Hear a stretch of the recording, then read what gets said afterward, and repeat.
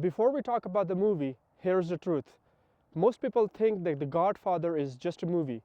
They think that the restaurant hit and the hospital tension was just written for the screen. They are wrong. The story was built around the bones of men like Lucky Luciano and Joe the Boss Massari. In 1931, Massari was executed while his own lieutenant was in the bathroom. It was the end of the old world and the birth of the modern times. The movie takes that blood and turn it into art. It takes the night of the Sicilian Vespers and it shows us how the empire is born. These are not just the stories of the 1940s. These are the foundations of how power works.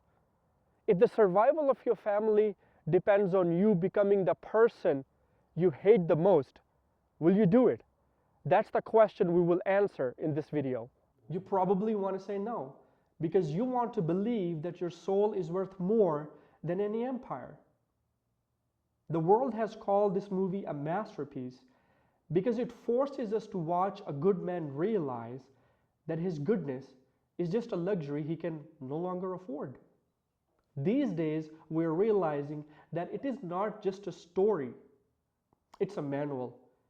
People clicked on this video probably want to say something new. But look around you in the present.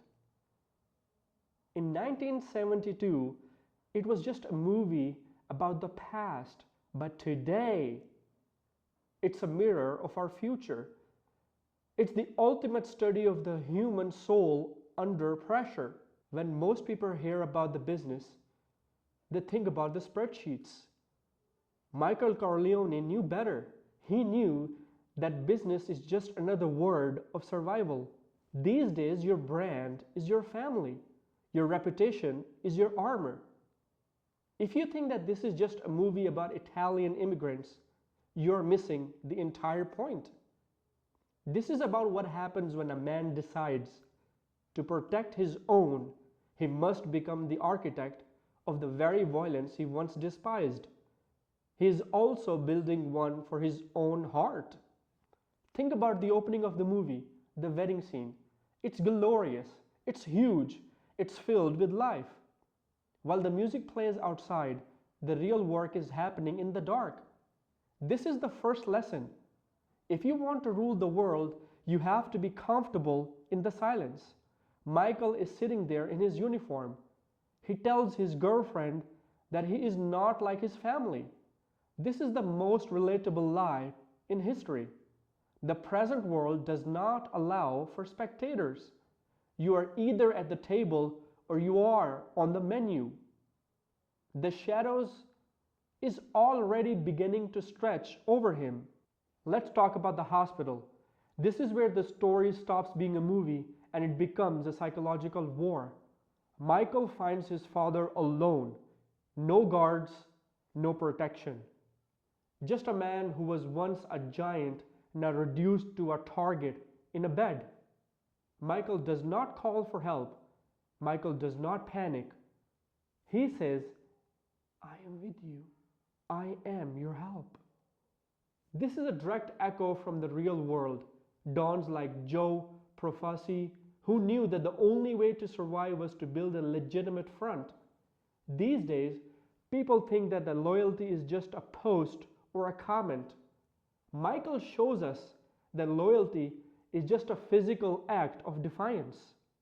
He stands on those steps with a stranger and he puts his hand in his pocket as if he has a gun. He wins the fight without even shooting a single bullet, because in his mind, he's already colder than his enemies. This is the moment when boys become men and men becomes monsters. Michael is sitting across Solazzo and the captain.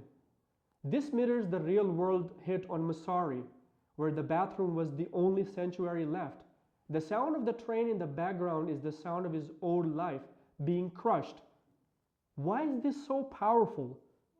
Because we all have that moment, the moment where we have to choose between who we were and who we need to become to survive the present. When he comes out of that bathroom, he isn't just killing two men. He is killing the part of himself that want it to be a normal life. From this point, there are no more Darth Mouth. There is no more war hero. There's only the dawn. To understand Michael, we have to understand that he's not a killer. He's a strategist. He sees the world as a series of moves. He does not act out of anger. He does not act out of greed. He acts out of necessity. In our world, we are told to be emotional. We are told to share everything. Michael does the opposite. He retreats in the shadows. He says less. He thinks more. He understands that the person who knows the most and says the least is always the most dangerous person in the room. We have reached the peak, the baptism. In the church, it is all gold and incense. In the streets, it's all lead and blood.